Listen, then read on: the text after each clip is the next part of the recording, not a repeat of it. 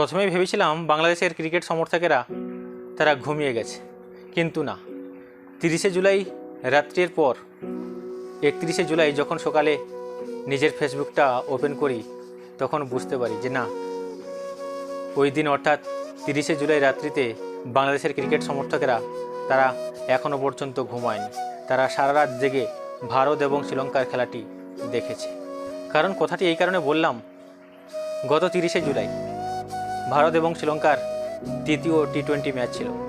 আর সেই তৃতীয় টি-20 ম্যাচে ভারত 137 রানের টার্গেট দিয়েছিল শ্রীলঙ্কাকে, কিন্তু শ্রীলঙ্কার ব্যাটসম্যানেরা সেই 137 রান টার্গেটে তারা পৌঁছতে পারেনি। তবে অবশ্য তারা ম্যাচটা শেষ পর্যন্ত ড্র করেছিল। আর তার দরুন বাংলাদেশের ক্রিকেট সমর্থকরা তারা ফেসবুক, টুইটার, এমনকি ইনস্টাগ্রাম, এমনকি ইউটিউবে তারা তাদের মতামত প্রকাশ করেছিল যে ভারত শ্রীলঙ্কাকে কয়েকশো কোটি টাকা দিয়ে ঘুম পাড়িয়ে দিয়েছে, তার জন্য তারা হয়তো শ্রীলঙ্কা ম্যাচটি ভারতকে জিতিয়েছে। তবে বাংলাদেশি ক্রিকেট সমর্থকদের কাছে আমার একটাই প্রশ্ন, শ্রীলঙ্কার বিরুদ্ধে ভারতের যে টি-20 সিরিজটা চলছিল, সেটা কোনো বিশ্বকাপ ছিল না, যেখানে ভারত শ্রীলঙ্কার মতো দেশকে কয়েকশো কোটি টাকা দিয়ে একটা ম্যাচ জিতে নেবে। কারণ এটা একটা সিরিজের খেলা চলছিল, একটি দেশের সঙ্গে আরেকটি দেশের সিরিজের খেলা। আর সেই সিরিজটা আমরা পরপর দুটি ম্যাচে আগে জয়লাভ করেছি। তো আমাদের কি দরকার ছিল টাকা খরচ করার? কারণ আমরা তো আগেতেই 3টের 2টো ম্যাচ জিতে গেছি। তো আমরা তৃতীয় ম্যাচ জিতার জন্য কি শ্রীলঙ্কাকে এত কোটি টাকা দেওয়ার দরকার ছিল? না, আসলে এটা আমাদের ভারতই একমাত্র টিম, তারাই পারে সমস্ত রেকর্ডকে ব্রেক করে দিতে। তাই বাংলাদেশি ক্রিকেট সমর্থকদের উপর আমার একটাই প্রশ্ন, আসলে আমরা ভারতীয়রা না, আমরা যে কোনো রেকর্ডকে ব্রেক করে দিতে পারি। তাই ইন্ডিয়া শ্রীলঙ্কাকে 137 রানের টার্গেট দিয়ে তারা সেই ম্যাচটিকে জিতেছিল।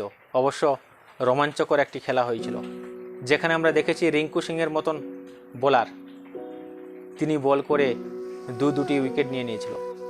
আর তার দরুন হয়তো বাংলাদেশি ক্রিকেটাররা বা বাংলাদেশি ক্রিকেট সমর্থকেরা তারা এমন প্রশ্ন তুলতে বাধ্য হয়েছিল।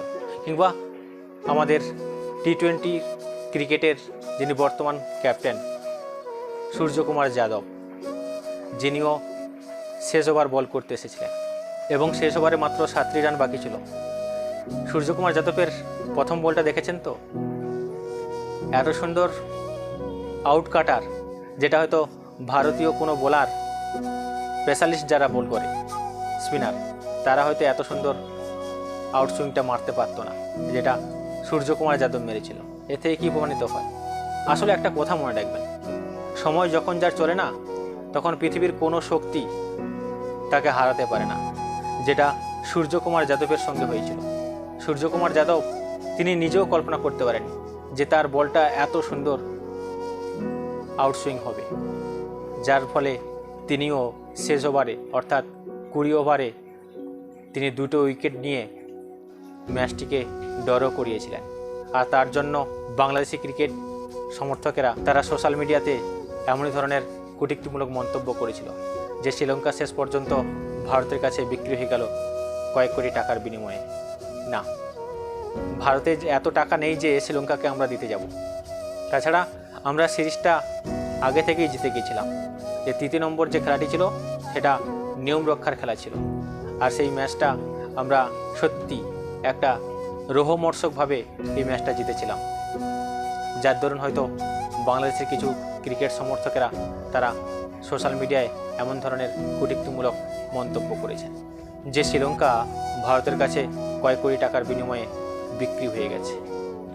আর 31শে জুলাই এমন কমেন্ট যখন ফেসবুক প্রোফাইলে ভেসে আসতে লাগলো, তখনই ভেবেছিলাম যে বাংলাদেশি সমর্থকেরা বা বাংলাদেশের জনগণেরা এখনও পর্যন্ত তারা জেগে রয়েছে। কারণ বাংলাদেশের সরকার তাদের দেশের মানুষের উপর যেভাবে অত্যাচার চালিয়েছে, তারা বোধহয় একটু দমে গিয়েছিল, কিন্তু না, বাংলাদেশের জনগণ এখনও পর্যন্ত জাগ্রত অবস্থায় রয়েছে। তারা যে কোটা আন্দোলন কিংবা সংরক্ষণ আন্দোলনে নেমেছিল এবং সেখানে তারা তাদের নিজের আত্মীয় পরিজনকে হারিয়েছে, আমরা ভেবেছিলাম হয়তো কিছুদিনের জন্য সোশ্যাল মিডিয়ায় তারা নিজেদের সুখ দুঃখের কথা হয়তো আলোচনা করবে, কিন্তু নিজেদের সুখ দুঃখ আলোচনা করতে গিয়ে তারা ভারতবর্ষের মতো দেশকে কটূক্তিমূলক কথা বলতে ছাড়েনি। ধন্যবাদ তোমাদের।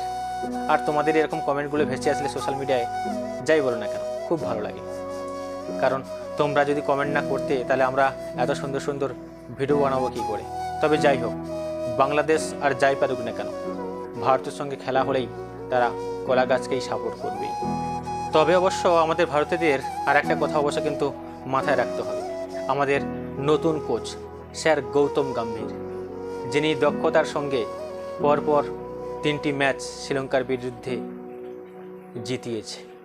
অবশ্য গৌতম গম্ভীরের ক্রেডিট তো অবশ্যই থাকতেই হবে, কারণ তিনি একজন ভারতীয় এই মুহূর্তে হেড কোচ হিসেবে বা হেড স্যার হিসেবে নিযুক্ত হয়েছেন।